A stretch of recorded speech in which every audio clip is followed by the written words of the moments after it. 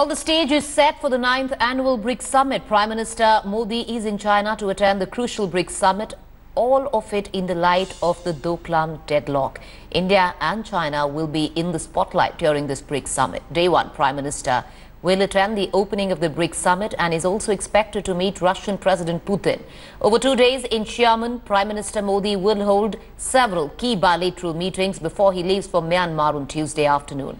Prime Minister Modi and Chinese President Xi Jinping are expected to hold bilateral meetings on Tuesday, nearly a week after India and China announced a resolution of the 72-day Doklam standoff. Also on Prime Minister Modi's agenda would be China's increasing support to Pakistan.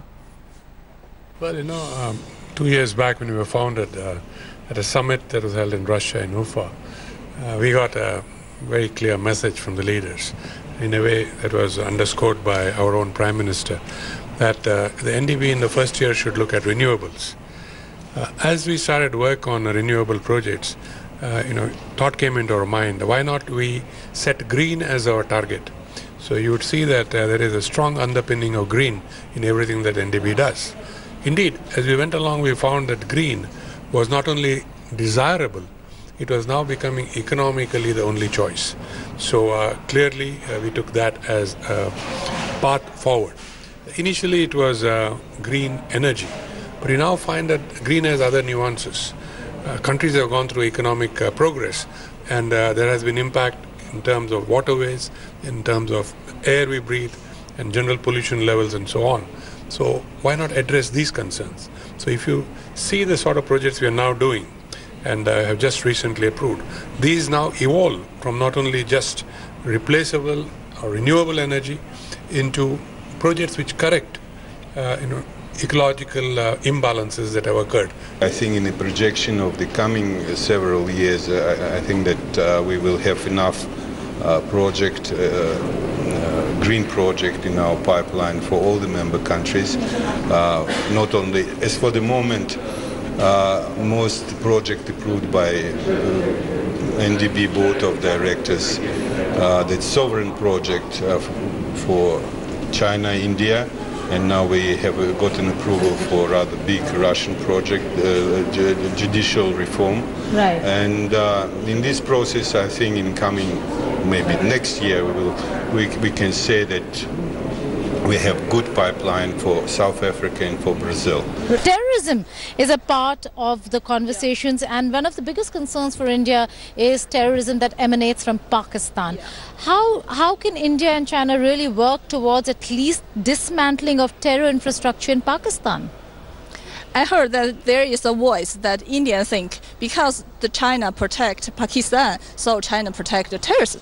But that's not true, because China and Pakistan have a long relationship in cooperation in any area. Yeah. So the anti-terrorism is also the topic of major issues between Pakistan and China. So I think the three parties, or at least the two parties, can cooperate on that. Say like India and China and Pakistan, three parties security talks. All right, I'm going to connect to our Foreign Affairs editor, Geeta Mohan, who's joining me right now from Xiamen, China. Geeta, take us through on what's expected through the course of the day in terms of our Prime Minister's itinerary and the possible meeting with his Chinese counterpart, Xi Jinping, on the margins of the BRICS summit. Well, the meeting between India and China will take place tomorrow on the sidelines of BRICS summit, but after the conclusion, because that is going to be the last meeting of Prime Minister Narendra Modi here in Xiamen before he heads for Myanmar, which is again going to be another significant meeting.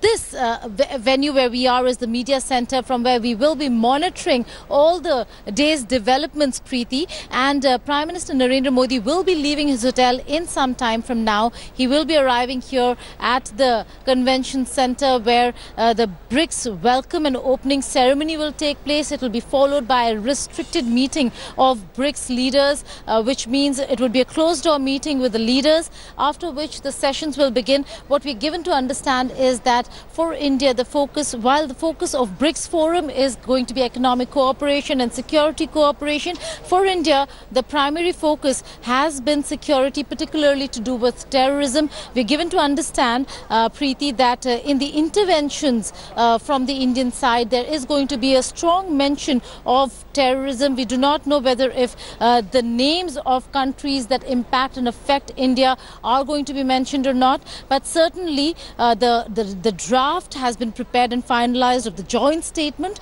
of the BRICS, and in that there is going to be a very strong mention of terrorism and how the countries are committed to fighting terror. But certainly no countries will be mentioned in the joint statement, although we have to wait and see whether if Prime Minister Modi, Preeti, is going to raise the issue of cross-border terror during the intervention by India.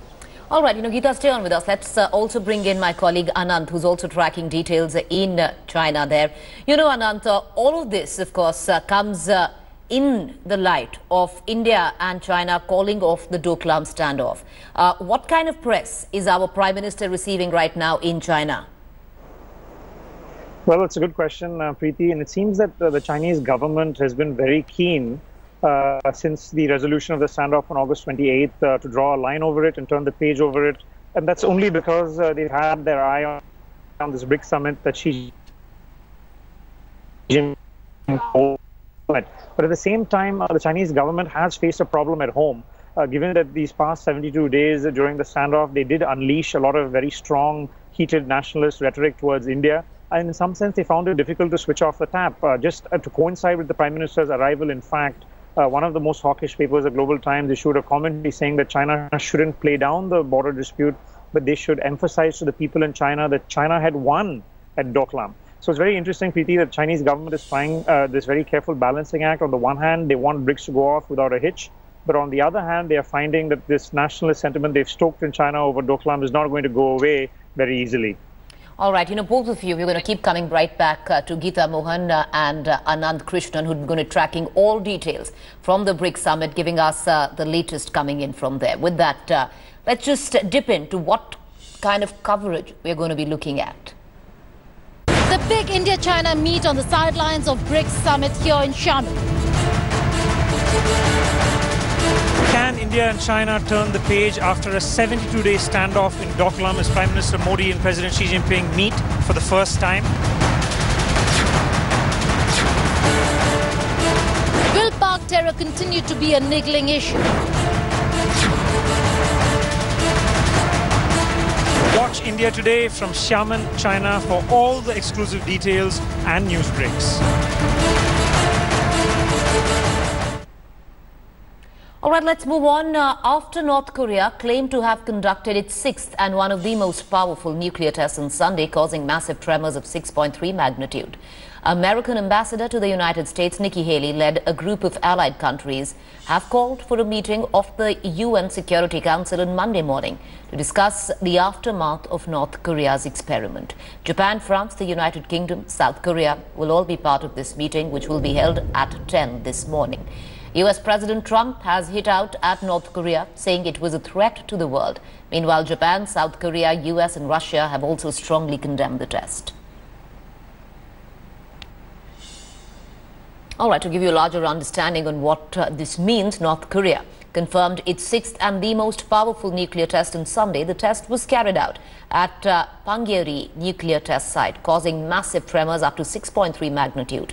Trump hit out, saying that North Korea was a threat to the world, as Japan Prime Minister Shinzo Abe too deemed the nuke test absolutely unacceptable.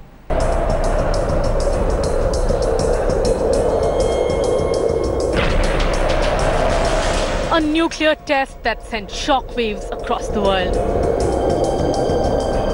On Sunday, North Korea claimed to have carried out its sixth and most powerful nuclear test.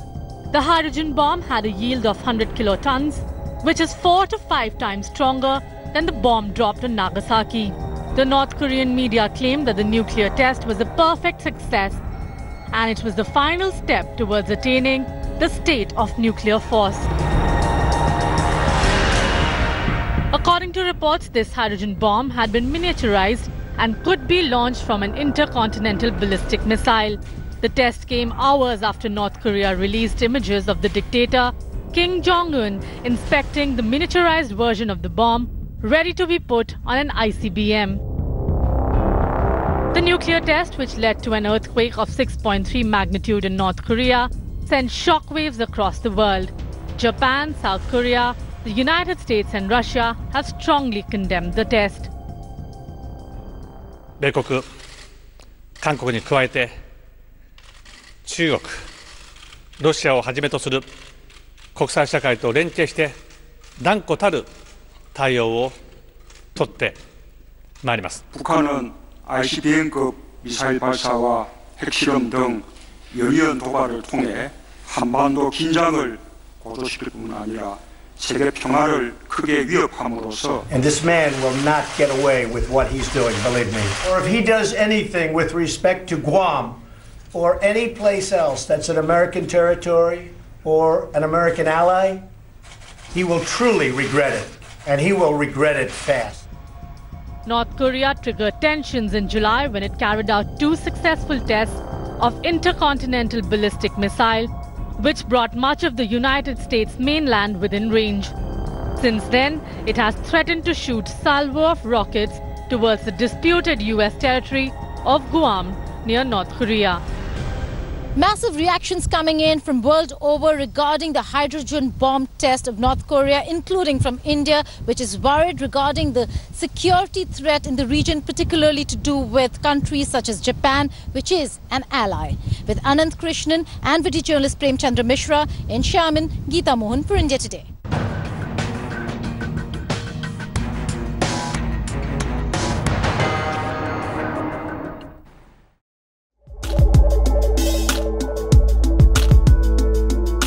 Watching the video.